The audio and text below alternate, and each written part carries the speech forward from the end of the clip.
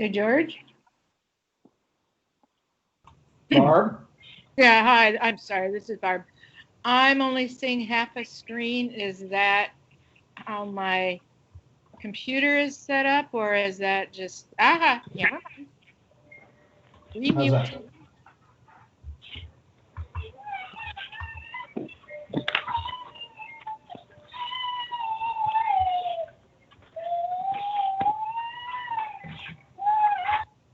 You're not at home, are you?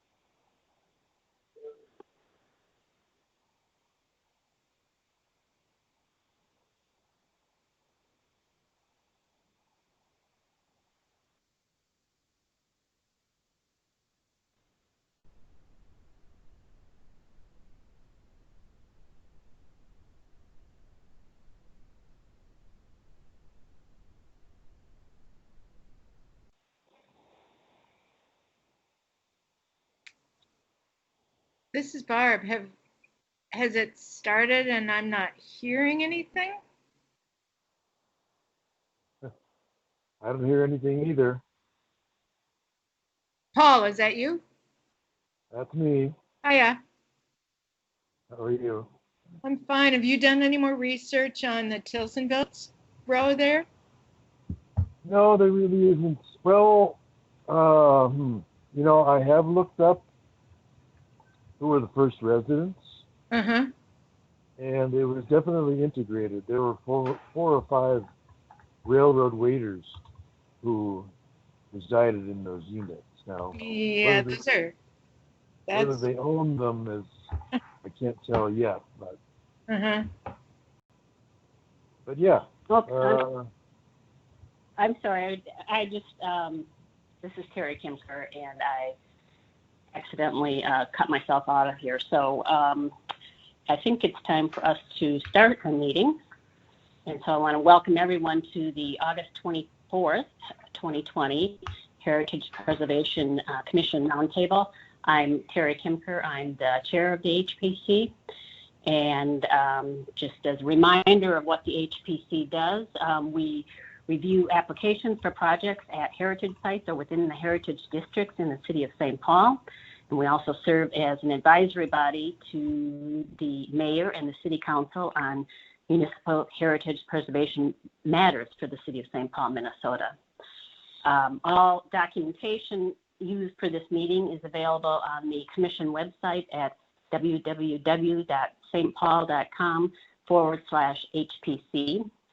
Notice of this meeting was sent to the St. Paul Citywide Early Notification System on August 7th, 2020 to our list of recipients and other interested parties. If you'd like to sign up for the ENS, please visit the city website at www.stpaul.com.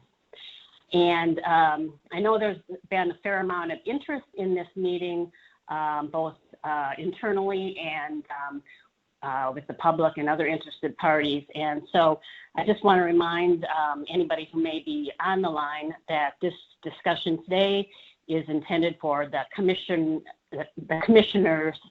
only. It is essentially replacing a retreat we would normally have. We have an annual retreat where we would discuss, particular issues, and this certainly would have been an issue we would have discussed at a retreat. But because we're not able to meet in person, we're having this discussion virtually. And also, I want to point out that this is not a meeting where we're going to get to the end of this and we're going to say, okay, now we'll put that in the solved pile and we're done.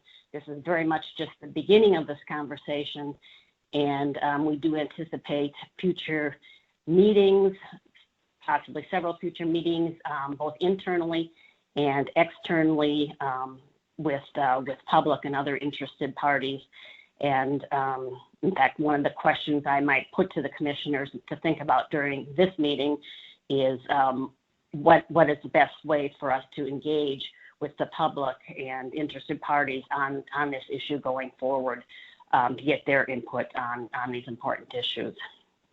So with that, I just ask everyone to please mute their microphones unless you're a commissioner and you're speaking. And with that, I'll just move to taking attendance. Steve George, are you here? Casey Radford? Barbara Bazat? Here. Leetta Douglas? Leetta won't be attending. I got an email from her. Okay, all right. And I believe that Robert Lukey also is not attending. You're not on the line, are you, Robert? Paul Nelson. Here. Joe Peroka. And David Wagner, I believe, is also not able to attend. Is that right? David, you're not on the line?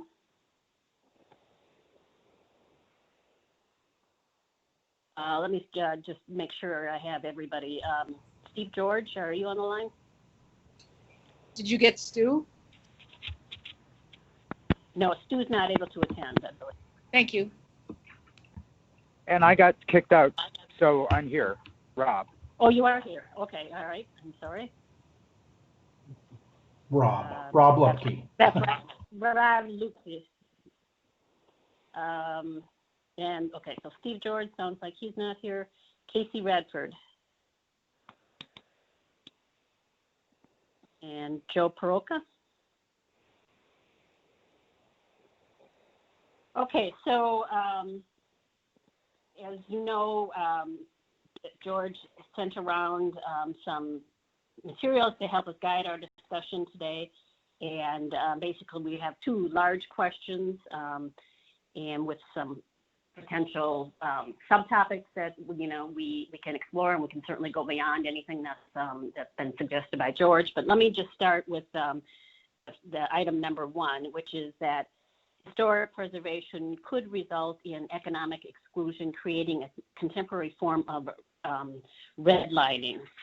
So just to get us started here, and one of the first question there that comes up under that topic is, how can the HPC ensure that guidelines are not being interpreted in a way that mandates work be done that less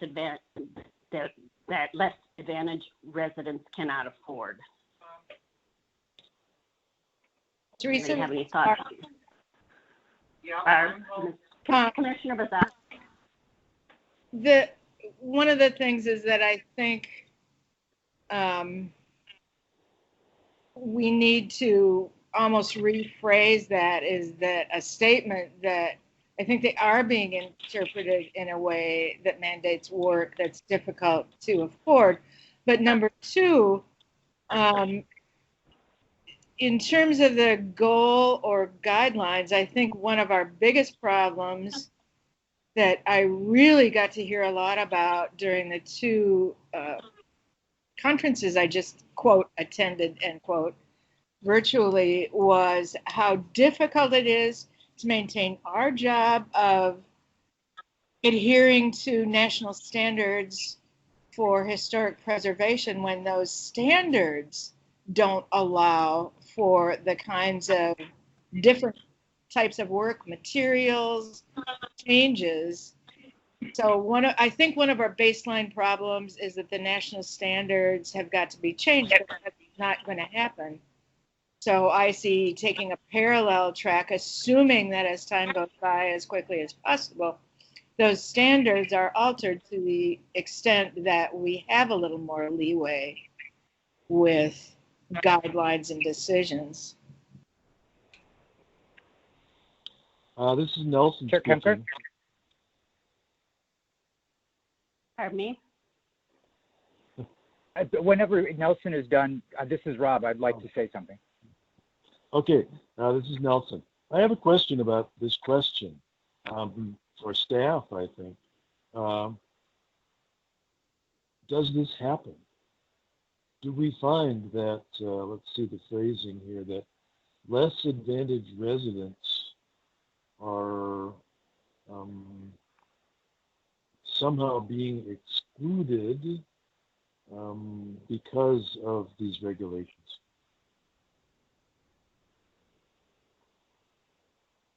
Hello, this is Commissioner Bazat. I just want to read a little bit from, Lietta sent me a long email, and in her discussion, it's her belief that a lot of owners of the properties are lower income and working class, and that there is this is a problem with being able to adhere to guidelines because of economics. And this is Commissioner Kimker, and I would say, we have had some experience of that, especially I can think of a couple projects in the Dayton Bluff district where there was one where it was a siding issue, and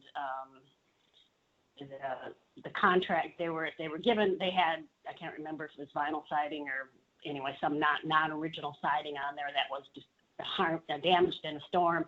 They were given permission to replace that piece of siding, that area of siding. Instead, their contractor convinced them that they should just do the whole thing in the new vinyl siding, which created a problem for us because that wasn't what we had authorized, and it wasn't what was allowed by the standards. And obviously, that created quite an economic problem for the homeowner. So it does happen. One thing I was thinking about here is, maybe we could form a working group. I mean, to Commissioner Bazat's point, I don't think we're gonna have any success in changing the national standards, but we possibly could work on the local standards that we have for the districts and citywide, in terms of building that kind of flexibility in there. So maybe we could have a working group that could do two things. One, maybe to work on some standards about how we would apply,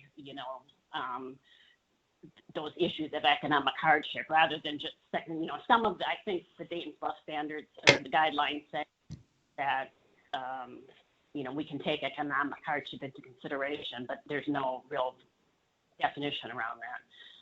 But also, it would be interesting to me, and I'm not sure how successful it would be, to see if we could explore and come up with some funding sources, either public or private, that might be available to residents who are economically disadvantaged by having to take on certain projects with their historic homes.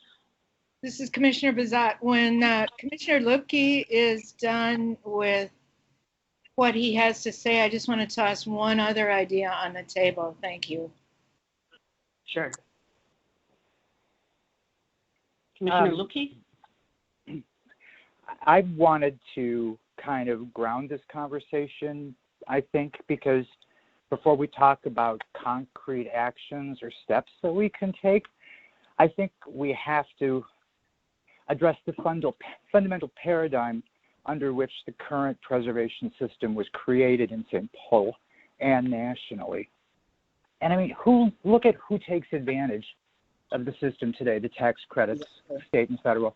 It's the large developers, and that's because they're smart enough to do it. They've got the resources to do the job. But I think if we change the way we look at some of these things, we can make things more equitable. Now, this is why for so long I've raised the issue of national designation for a greater number of our local historic districts. Now, we've been discussing the Dayton's Bluff district, and I'm happy to continue using that example because that's my neighborhood. And I've been told that the Dayton's Bluff district isn't eligible for national register status, and I just don't believe that.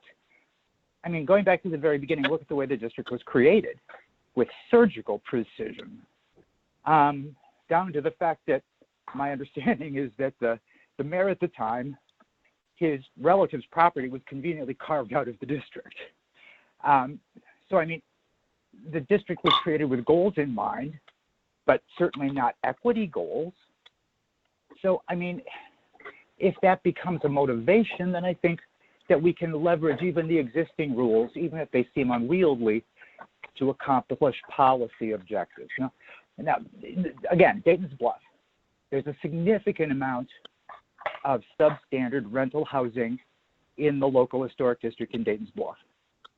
Now, if we had national register status down there, those property owners would have an incentive to improve the quality of life of their tenants.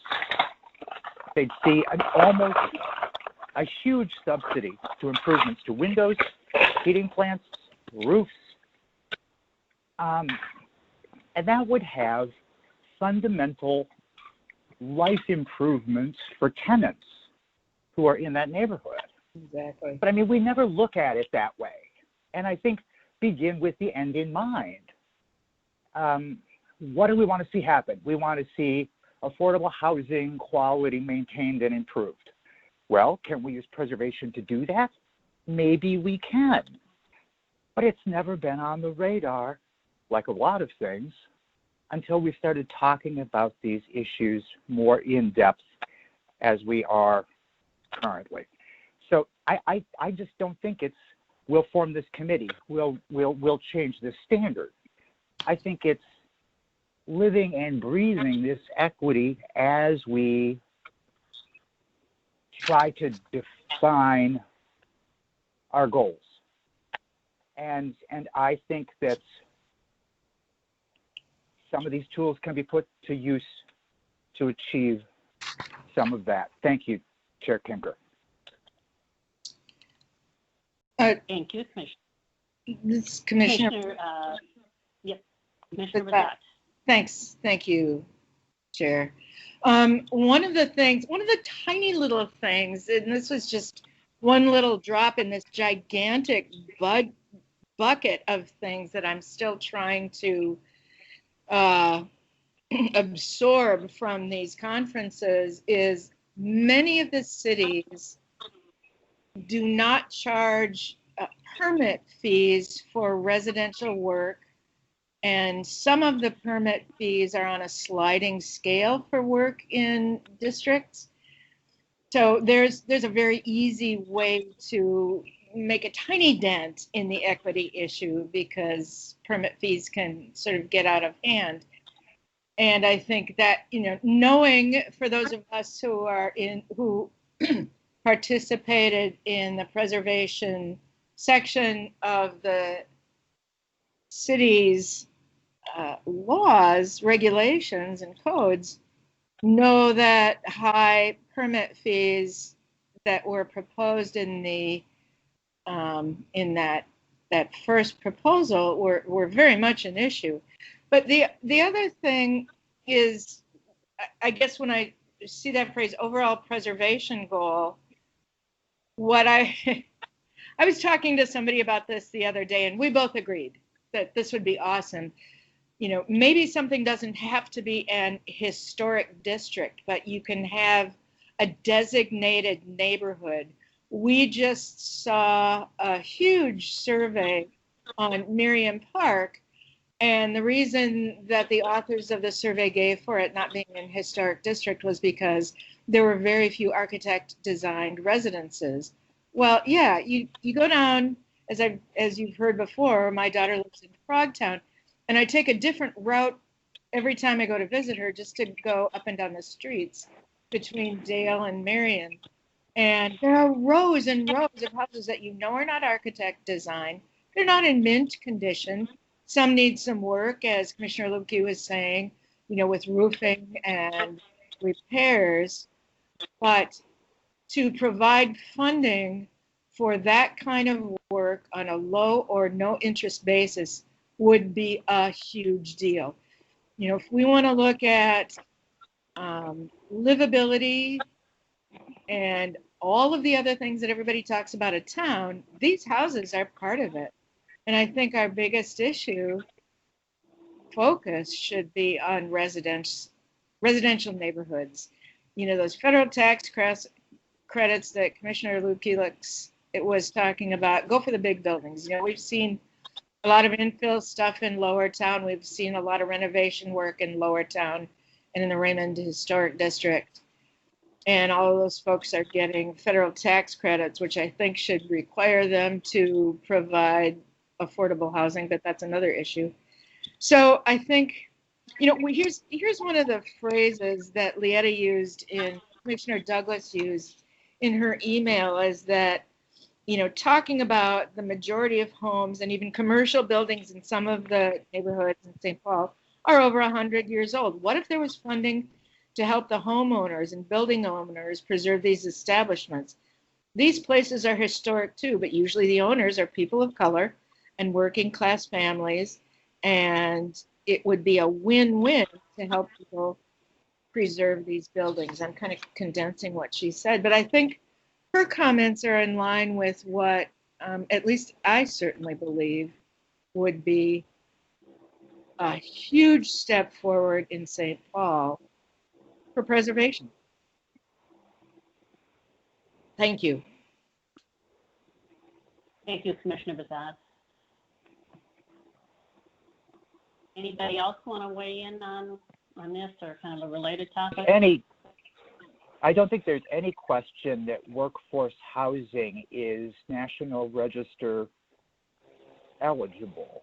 I mean, this is not new in nationwide.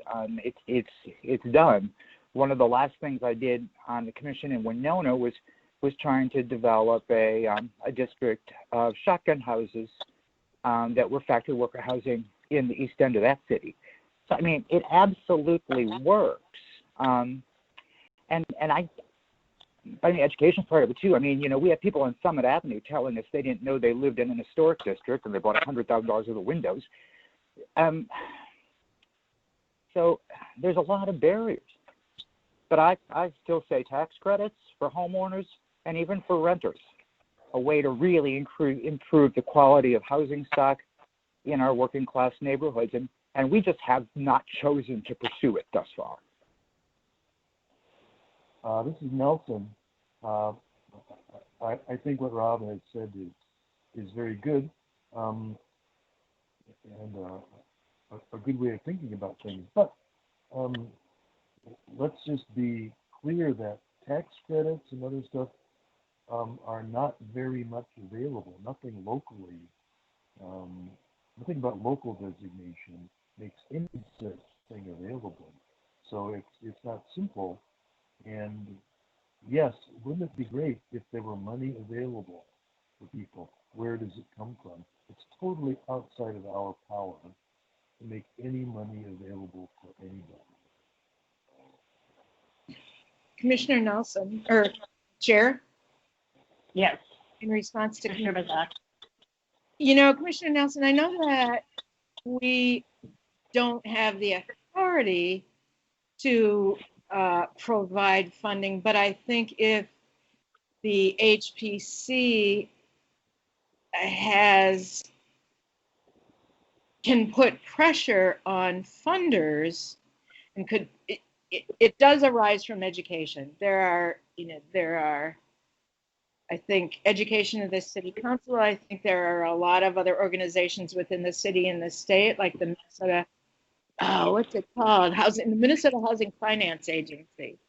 I think that if there was specific funding for this sort of thing, or some proposal, it doesn't have to be detailed, but you start bringing it to the people who do have the money, you've got a place to start, even though we can't afford it. The other issue is, do we create locally designated neighborhoods or areas that aren't necessarily National Register eligible, but are locally designated for local community reasons. I mean, there's another thing to throw on the table and think about. I will say that one of the sessions I attended at that unconference was about who is expanding, who is investing. And this firm is just a two-person firm. It's an equity fund, and you subscribe to the equity fund. They don't work on houses within historic districts. They simply work on old houses that are in shape to be rehabilitated.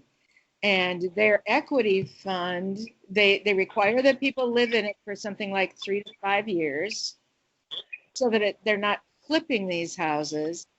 But the equity grows in that residence, particularly if you get 2 or 3 or 4 on the block where folks are doing that to the houses, and all of a sudden it becomes more of a neighborhood because people have literally invested their time and energy. It's sort of like a subscription Habitat for Humanity, but don't quote me on that because that's not really what it is.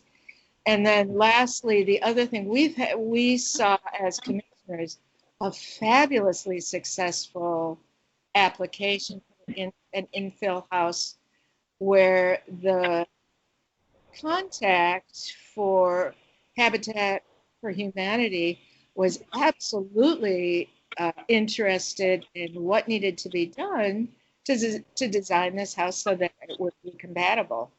And almost all of the changes, I think, that we recommended were incorporated into the final application. So there's another possible source, even though we can't take money out of any pocket that we have and put it into this effort. I think that there's still a place for us at that table of discussion of funding. Thank you. Sure, Kimper, this is Rob. Yes, Commissioner Lopez. But again, we're getting away from the question at hand. The question, or at least the topic at hand, historic preservation could result in economic exclusion, creating a contemporary form of redlining. And a lot of what we're talking about, all of a sudden, we're not talking about preservation anymore. We're talking about getting people money so they can fix their windows. Well, and I mean, I want to do that. I really do. But we want to talk about how we get equity into the boilerplate of preservation. And that's why I don't understand why we're saying, well, the existing tools we use just don't lend themselves to this. And I just don't buy that. It's how we apply those tools. It's what our goals are in applying those tools. Can you give the existing, again, I thought, okay. You know, the local districts that we have include a significant amount of affordable owner-occupied housing and rental housing. So how can we shoehorn some of those into the national district model so that these financial tools are available to them without us having to reinvent the wheel, without us having to come up with a financing source? You know, there's got to be a way to do it, but we have to be motivated to think in new ways. I mean, going back to the very beginning, where did preservation begin? It was the wives of rich industrialists who wanted to save the Opera House or the Lincoln Memorial. Now, our understanding of preservation is much more inclusive than that today, but I don't think it's changed the way we approach preservation yet tremendously. And I just say we don't have to reinvent the wheel. We can figure out how to use existing infrastructure to benefit more people than just Summit Avenue and Irving Park. But they're the ones who make noise. They're the ones who come to us. And so, I mean, we've said that one of the things we want to do is do a citywide survey. So we're not just playing a game of a building is threatened, we have to go to work, because that's kind of our model right now. So let's do that. Let's do that citywide inventory. Let's find enclaves of affordable housing that meet minimum Department of Interior standards. And let's pursue National Register status for them, because then all of a sudden we've got the tools for at least income generating properties. And like I said, in a city of renters, improving the quality of substandard rental housing is a laudable goal. And I, for one, would be happy to spend more of our time on it. Thank you. Commissioner Kimker? Or Yes, Chair? Commissioner. Does that? Yeah, Yeah. I promise this is going to be really short. I guess I don't know enough about funding sources that are available for homeowners who live in National Register districts. And what I've seen in the city of St. Paul is that a nonprofit organization has selected structures within historic districts that are in need of work and upgraded them. You know, the Bates Avenue, I can't remember the other one. There was that brick row, and I can't remember what street it was on, that old historic St. Paul worked on in order to bring buildings up to code and into reuse and reuse as residential properties. So I guess bottom line for me is that they go hand in hand. Taking a look at some of the structures and seeing what could conceivably constitute a National Register district within the existing guidelines. And I mean, you can tell somebody to upgrade, but in most cases they have to have funding. So I think the funding source is a partner to the doing a better job of designating areas, both locally and nationally. Well, and Barb, that's why I was focused so much on rental housing, because that is income generating property, and it does work for the tax credits. This is Commissioner Kimker. I just want to play a little bit of the devil's advocate here because, I mean, I think some of the issue that we sort of are dealing with this idea that, a historic preservation district creates redlining because it creates a barrier to people living in that area, people of lower or modest income. And so, Commissioner Lubke, and I think you're absolutely right when you say, we need to work towards equity being the goal and work within our framework and relook at our framework to see how we can achieve that. But I guess what I'd say I'd proceed cautiously before we go out and start trying to nominate additional districts. I'd want to have some very extensive conversations and discussions with the residents of those districts to see what they want, because I'm afraid they're not going to necessarily be welcoming of having their area created into a historic district.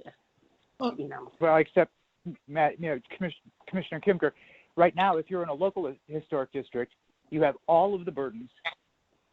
And even if you're an income-generating property, you have none of the benefits.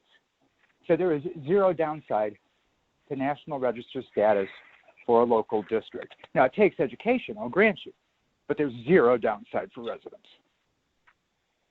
Yeah, I understand what you're saying about that. But there was some discussion here about going and creating new local districts, and that's where I would proceed cautiously. We shouldn't do that, and I think we should be doing surveys to see if there are districts or sites that are eligible. But I don't want the message to come out of here that the HPC is now intent on going and just finding new neighborhoods in St. Paul to designate. I'm just saying national districts is where the money is. Okay, well. Chair? This is Nelson. Go ahead, Paul. I think I can speak on both sides of the last part of it. I'm not sure there is no downside to the extent that historic designation may put barriers to demolition for a homeowner who might be offered more to demolish his or her own home than for someone to buy it. Historic designation does have a downside. On the other hand,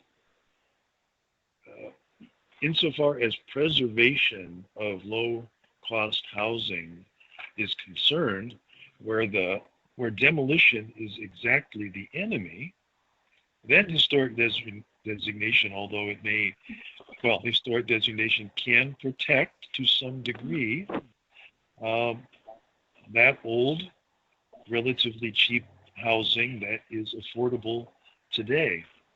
So personally, I'm in favor of doing what the city's 2040 plan says, which is that historic preservation should prioritize the recognition of historically underrepresented communities and their histories in the designation of significant building sites and districts. That is actually the official policy of the city of St. Paul. If you don't do it, and I know it's not easy, but that's city policy. Chair, this is Commissioner Pizat. Yep. A couple things on that. It has to be local designation in order for it to be protected from demolition. So I'll just stop with that. But harking back to sort of our cheat sheet that George Goss sent us, the first suggestion under possible actions is to support less advantaged residents' ability to continue to live in a district by providing funding or other relief. So, I think that's where that discussion both originated, and whoever's doing their cooking,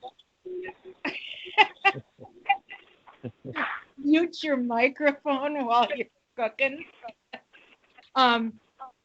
Providing funding or other relief. So possibly that's where this big discussion of funding came about. And I think there are avenues.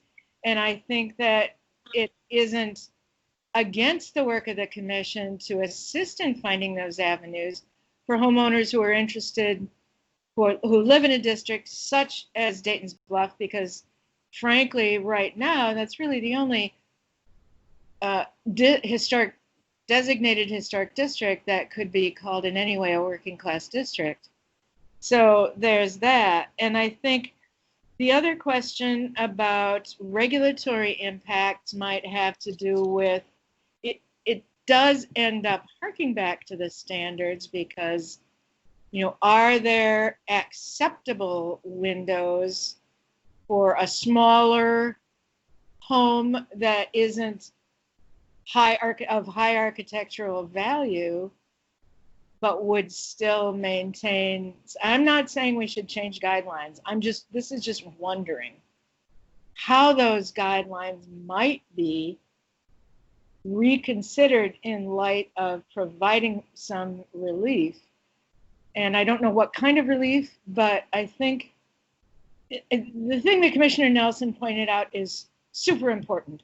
I think the underrepresented districts, the unrepresented neighborhoods are what HPC surveys should be considering next. There's some rows of brewers' houses between Shepherd Road and Otto that were brewery workers' houses, and they're fabulous. And some of them need work and others are in great shape. But recognizing that as a cultural district that isn't necessarily architecturally significant. And I will tell you that the people who are on HPCs and people who do that kind of cultural work, who were presenters at these conferences, were adamant that the cultural context needs to be considered equally with architectural significance if the preservation movement in the United States is going to continue and strengthen. So that's absolutely true, Commissioner Bizat. And I think that's why we talk about, integrity. Is there integrity of an historic theme that we want to preserve? And the idea that important architect designed houses is a primary theme, well, that ain't going to get us anywhere different than we are today. And I just don't see it as being more important than other themes for preservation. And I think working class housing absolutely is an appropriate theme. The economic engine of St. Paul, these people all worked at 3M. It's just as important to me. Exactly, but the problem is there are no clear criteria for cultural context in the national standards. Literally none. When you look at all of the other criteria, when you look under culture on the nomination forms for the National Register, it just says culture or cultural context. I can't remember which phrase, but there aren't any criteria. So what we would be doing is sort of forging ahead with HBC defined cultural criteria. And there's a lot of proposals out there for this language. And I don't think it would be amiss to begin to use that more carefully. I mean, the African American Context Study won an AASLH award, but it hasn't been used in any preservation context. And I think it should be. I think the and I guess I don't see why, an intact 2-block streetscape of vernacular Victorian doesn't meet that kind of architectural criteria. But Barb, you are much more learned in the specifics of this than I. I just hang out in the gutter. But I just think it can be done. If there's a will, there's a way. I just had an intense 2 weeks, that's all. So I've been thinking about this a lot. It was absolutely all pertinent to this conversation. But at any rate, I think this is our first conversation on this. And I think there are possible actions that we can talk about further in a more concrete way. Rather than talking about the details of cornices and architecture and styles, I think right now it's a good place to start to just toss things on the table or toss things on the ceiling and see what sticks, like al dente pasta. But anyway, so there it is. Nelson here. I'd just like to draw everybody's attention to section 73.05. That's the chapter that of the legislative code that creates the HPC. And there the title there is Designation of Heritage Preservation Sites. The criterion number 1 is its character, interest, or value as part of the development, heritage, or cultural characteristics of the city of St. Paul. There's nothing in there. Now, in other provisions, there are 7 criteria. There's stuff about architecture and stuff. But number 1 has nothing to do with architecture or historic events. It's all about development, heritage, and cultural characteristics. Number 7, the last one, is its unique location or singular physical characteristic representing an established and familiar visual feature of the neighborhood, community, or the city of St. Paul. At least 2 of the 7 are totally consistent with looking at culture and history without regard to design or fineness of design, shall we say. These are the standards that apply to us. So it seems to me we have the power to employ these standards regardless of what the Department of Interior says.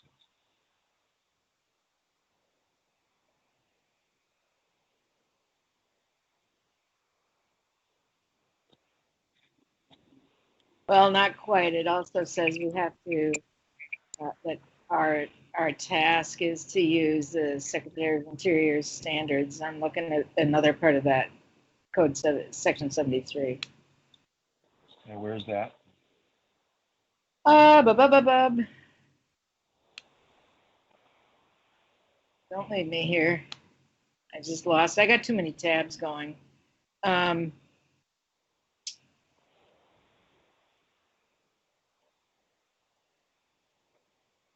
It's further down. It's just in the definition that we need to adhere to. But at any rate. Well, let's get real. Use Let's get real. site in a manner consistent with its historic use, or a new use consistent with Section 7304, parentheses 5, which is the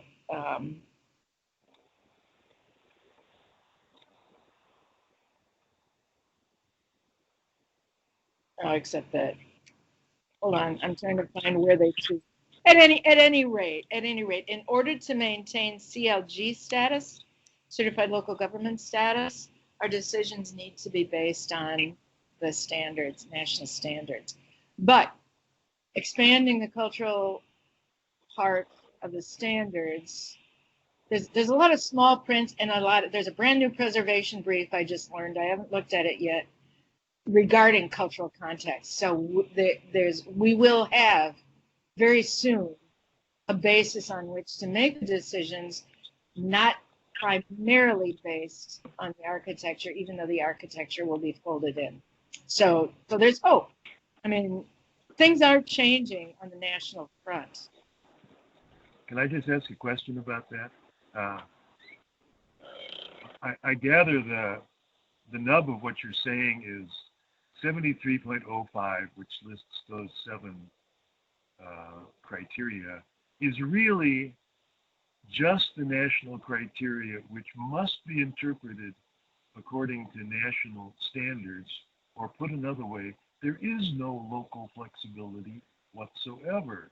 Do I have that right? Pretty much not. So when you look at all of our districts, they accord with the National Register. The language used is from the national standards, and the interpretation is based on the national standards.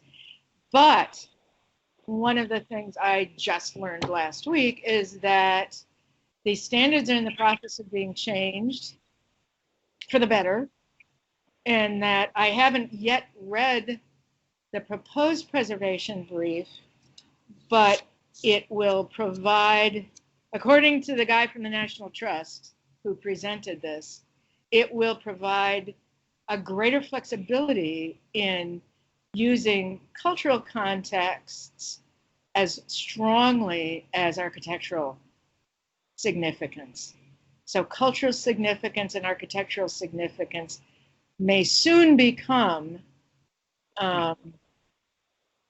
not so much equal partners, but the cultural context portion of any designation can be interpreted more flexibly and can carry more weight than it does now, which is awesome. Well, can I ask you a question, Barb? It's just this, and it's very brief. Architectural significance. I mean, isn't a collection of the penultimate representative of 1870s railroad housing just as architecturally significant as a single Queen Anne?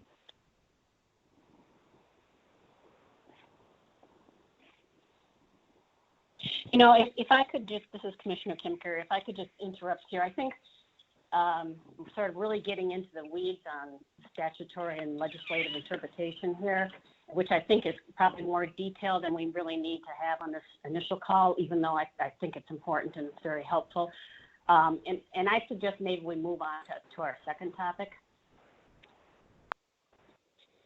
And that is this idea that designated sites can perpetuate a divisive form of nostalgia and may tell narratives of the culturally privileged. Now, there's some overlap with what we've been discussing just recently on that with the previous topic.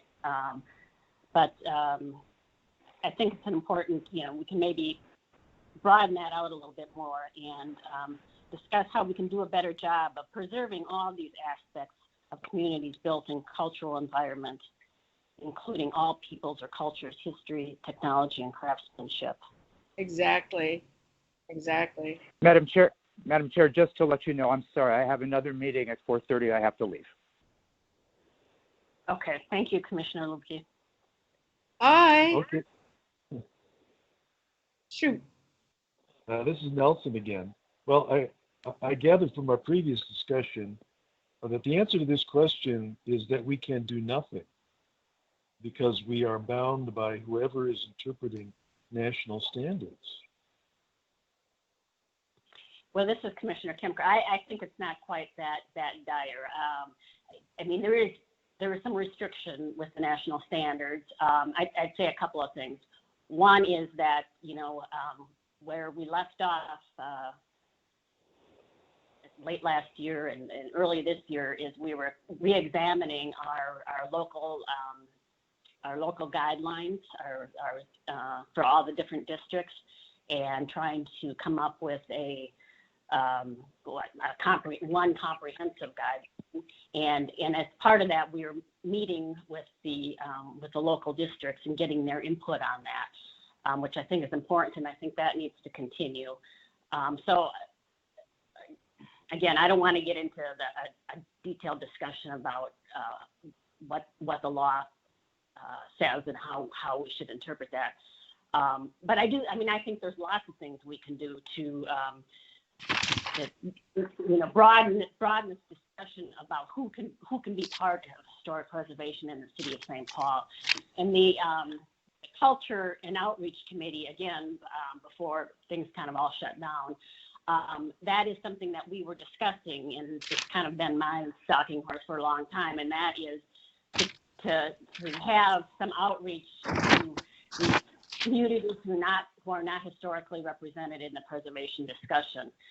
There's to go out to the community organizations that are focused on people of color and other minority communities, and just ask them, talk to them, what would you like to see the HBC do, if anything? Are there sites in your areas or that you know of? Are there cultural traditions? What could we do to make the HBC more relevant to you and your community? Chair Kimker. Yes, Commissioner Bazat. I hate to keep harking back to these conferences, but it's like all of these questions got touched on in presentations and panel discussions. And that's a huge deal. I mean, that's one of the first things that people said is, and in fact, I quoted one of the slides from one of the sessions where someone wrote, "We cannot continue to ask people what places they value and then ignore what they tell us because these places fail to meet our standards." Boom, right? So exactly. If we ask them what they want, now they ask us, "What can you do for us?"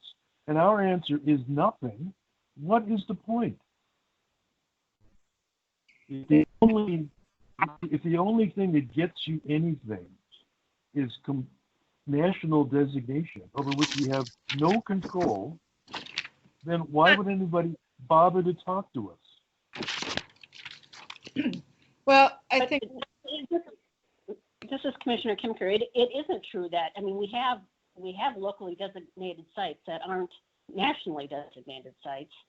What do they get people? It gives the structures protection from demolition. And I'm in favor of that. Pardon? I'm in favor of that. Well, yeah. And if people are invested, not necessarily financially, but neighborhoodly, for instance, in a community, and it's locally designated, then there's more likely to be a push against demolition.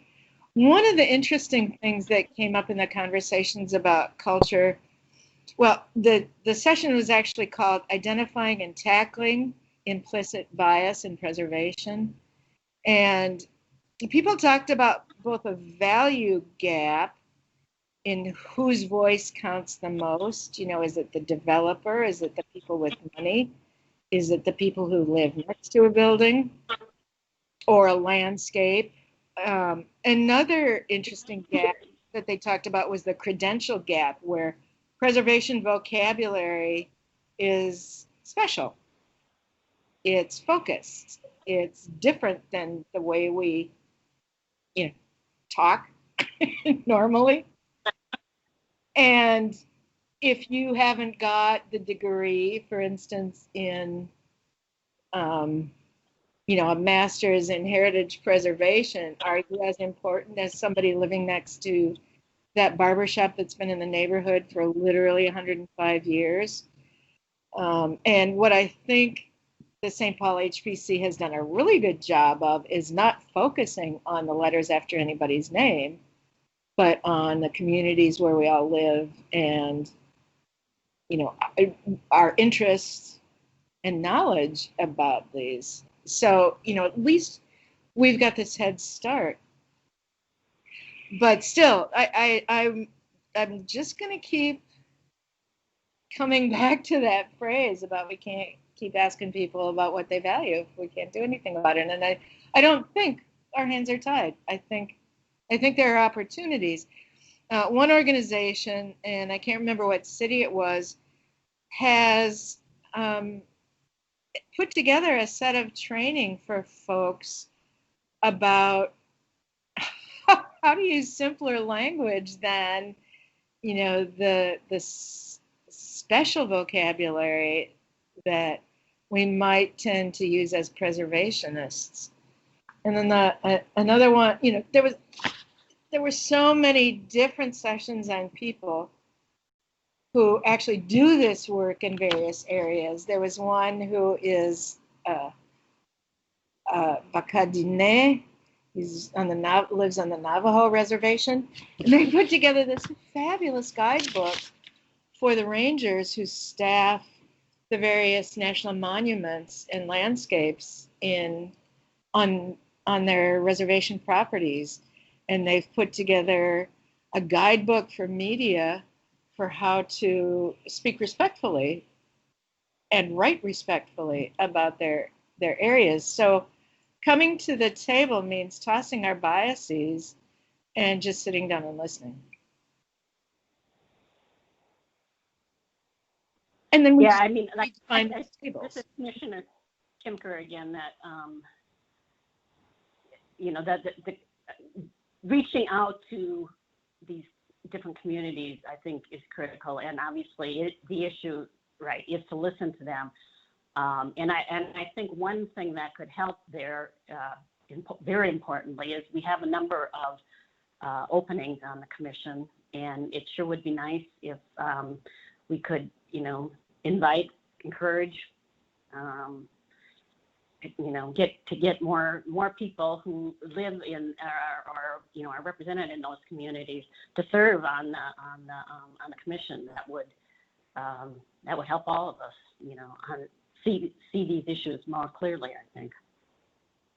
I completely agree, and I'm actually glad there are these vacancies. I think if we do talking to people we know in the various neighborhoods, we might be able to work on getting a more diverse commission, because it ain't diverse right now.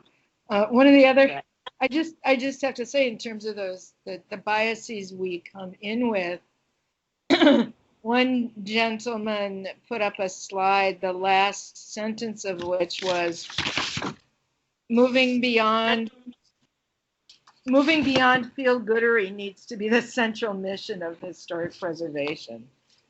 The bias is to feel good about saving that building or designated that neighborhood. And I think it has to be, I think preservation as we want to practice it has to have deeper roots in that and a broader view. Thank you. I'm muting. Thank you, Commissioner Bazat. Any other thoughts on this Well, this is Nelson again. Yes, I have a thought that what we in the HPC do now is sit as a quasi-judicial body and pass on applications. We initiate nothing. And so again, if we go out and have a round discussions with people and they say, yes, we think our neighborhood is worthy of protection, what can you do? Well, we don't do anything to take the initiative to designate a historic district. So if we just put the burden back on inexpert people, it seems to me that it's a source of likely frustration rather than progress. Which means that the foundation kind of needs to be education about what preservation means. I think I would love to find a different synonym for some discussions about preservation. One of the other people, I'm just picking out a few phrases and things that I thought were significant and pertinent to this conversation, but one of the presenters talked about how, for instance, the cultural, the built-in cultural environment, these contexts need to include phrases like social value. And they have to be embedded in what people might be interested in. I think we need to do a better job of describing what happens with preservation and designation, and that we're not the enemy. It's, we're all absolutely invested in our neighborhoods and in the city, otherwise we wouldn't do this for nothing, right? So, and I haven't heard from conversations at commission meetings that the bulk of us or any of us are really looking for the whole nostalgic value.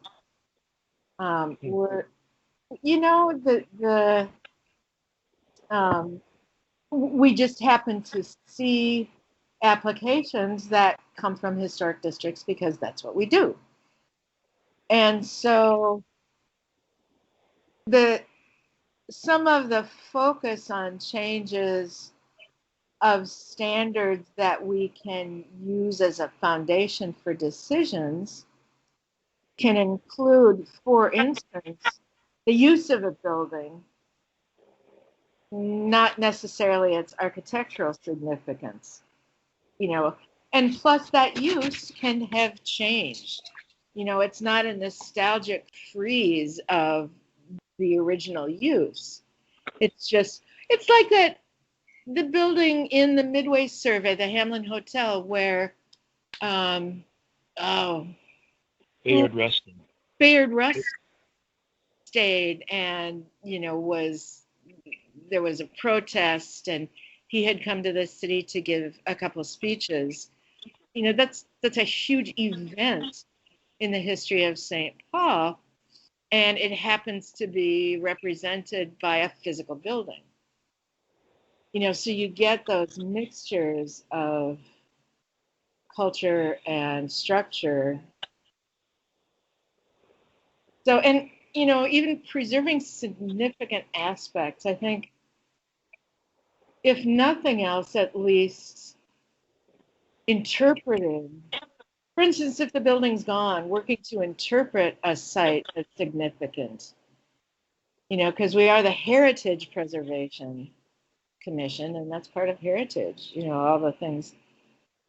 I do like the idea of creating some marker program, but I think a bigger, more urgent need is to identify structures and places where significant events took and still take place, even if those events have changed. So Yeah, like a significant location right now is Frogtown Farm. It is a hugely, and there is such a thing as cultural landscape preservation. And, it's a huge gathering point. I mean, I got together with a former commissioner who's an architect to listen to music at Frogtown Farm this July. Socially distanced, on benches, masks the whole time. Even the musicians had masks on. But it wasn't swarm, but there were tons of folks who just walked up from their houses to Frogtown Farm. So I don't know. I think it's really important. And there are many ways to do a better job, and a lot of the possible actions listed are interesting. Commissioner Mazat, I'm glad you brought up this idea. Our work is not limited to just designating historic districts or historic sites. We are the Heritage Preservation Commission, and there's all sorts of things we can do, including having a marker program, or we could post online walking tours of different neighborhoods. Things like that. We could have links to articles and stories about, different parts of the neighborhood, history of the different neighborhoods, and none of that requires any interpretation of federal guidelines. Exactly. And so those things are, again, I think that they require us to go out into the various communities and get their input onto what they think is significant and important about their communities and about their heritage in the city, and work from there. But those are relatively easy things to accomplish, I think. And I'm not saying we give up on local designation, but that's a bigger, that is just a bigger lift. So. Well, and exactly, and the more of that we do in our communities, we've talked for quite a few years now about face-to-face with folks, right? And how they don't see our faces. And I know that the district meetings that we attended, as public kind of open house sort of things at Mississippi Market and in Summit Hill or Ramsey Hill, it was a huge deal for people. They just kept saying, "Oh my gosh, it's great to see you in person." It's like, duh, why don't we do more of this? But, those connecting to like the community development organizations activities, what a way to find out what's important to them, and even there to start those conversations about what preservation is, does, can do, can be. And Commissioner Nelson, that article that you forwarded, I had seen it when it was first published about Savannah's neighborhood just outside the Central Business District. And it was some of the folks in the neighborhood who started talking to preservationists to learn for themselves not just what the process was, but what it could do and what it meant. And it just kept growing, and it was a fabulous outcome. I mean, seriously, I want the front porch culture back, dang it. Okay, well, this is Commissioner Timker, and I think we should probably try and wrap this up here. And we like I said at the outset, this is only the very preliminary steps in this process, and we don't need to solve all these issues today, and we have many more people to involve in this discussion. I just kind of like to wrap up, broadly some of the things we've talked about today, and that is one is that we need to keep working on our guidelines, and to maybe look at them with more of an equity focus, and generally to create some preservation equity goals. I think we have a continuing need to educate all of the communities that we interact with about what preservation is, what it does, what it can be, and we should, we need to figure out a way to explore more funding sources for the preservation districts that we have and that we might create in the future.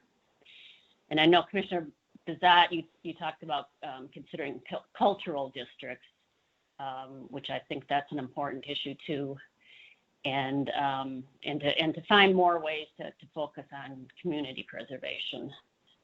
And I think, yeah, we should, and your point about, I think that those listening sessions that we had over the guidelines were pretty well received, and I think doing something like that for this topic, I think, would be helpful. Oh, I think it would be fabulous. And, there are a lot more district councils and community organizations that we can bring this topic to and ask if they'd be interested in just inviting folks to have a conversation, having some sort of framework for that conversation, and talking about why we're interested. Right. Yeah. Yeah. I wouldn't want to limit it to just the existing districts like we did with the guidelines discussion, but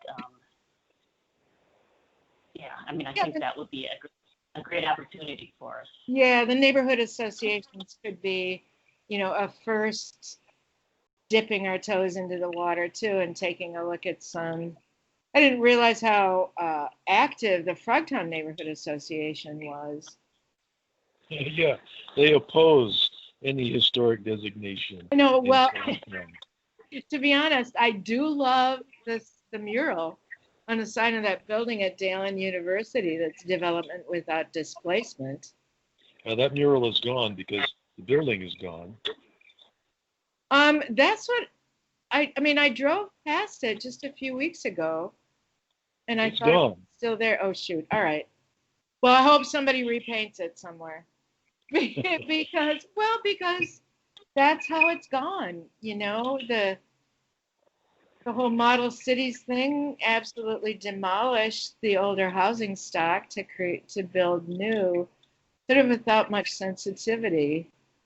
And I'm a little fearful that we're into a new model cities mode. So yeah, I'm really looking forward to continuing this conversation with the commission and others. Okay, well, thank you, commissioners, and thank you for everybody who was listening. And like I said, we will be continuing this discussion, I would think, for quite a while, and look to get more input from folks outside the commission as we continue on this journey. Thanks, everybody. Thanks for moderating. Take care. Bye-bye. Bye.